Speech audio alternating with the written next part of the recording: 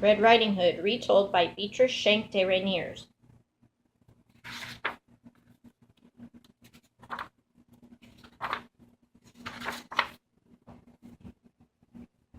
Long ago, there was a girl pretty and good. Her name was Little Red Riding Hood.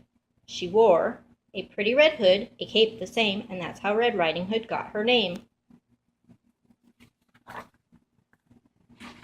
One day, her mother told her, "I want you to take your poor sick grandma this little cake. You must go through the woods. I am going to worry." "Dear Mamma," Red Riding Hood said, "I will hurry." So, Red Riding Hood ran for almost a mile. Then she sat down to rest a while. Along came Mr. Wolf. He said, "Red Riding Hood, how nice to meet you. You look so pretty I could eat you. I see your mamma was doing some baking. Tell me, Red Riding Hood, where are you taking that little cake?" Red Riding Hood said, "Oh, Mr. Wolf, I'm going to take my poor sick grandma this little cake." The wolf said, "And where does your grandma live, my dear?" "Near the big oak tree not far from here," Red Riding Hood said. The wicked wolf thought, "Aha, oh-ho, I'll find a way to gobble two people up today." The wicked wolf said, "Red Riding Hood, your grandma's sick. Don't you think that you should pick some flowers for her?" "Oh, yes," said Little Red Riding Hood. "I'm sure my poor sick grandma would like some flowers."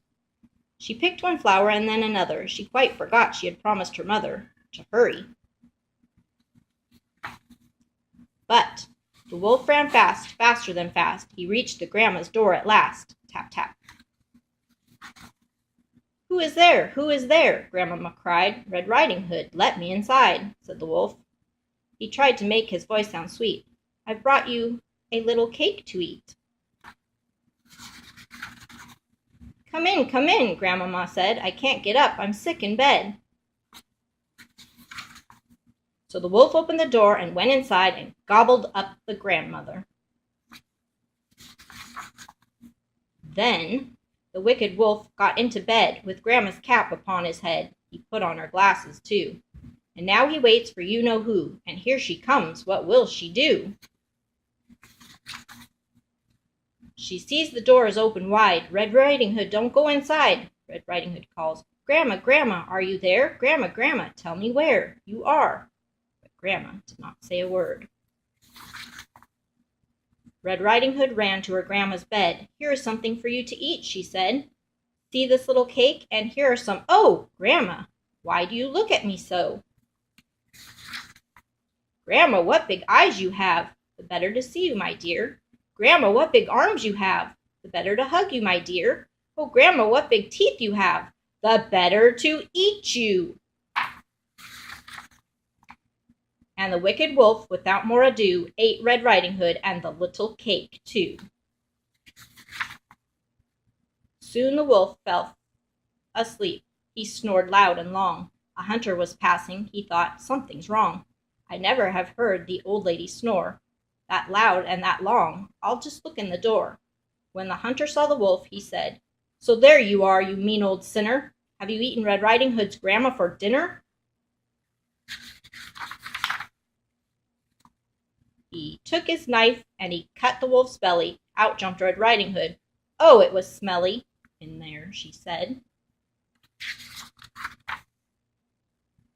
Then out came Grandma. "Thank goodness," she cried. "What took you so long? I almost died in there." The hunter said, "Now get lots of stones, whatever it takes, to fill the wolf's belly before he awakes."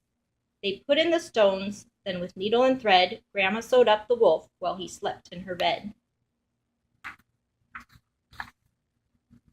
The wolf woke up, he looked around. He tried to run, he fell to the ground. The stones were very heavy. "This is the end," the wicked wolf said. He took one more step and he fell down dead. And that was the end of the wicked wolf.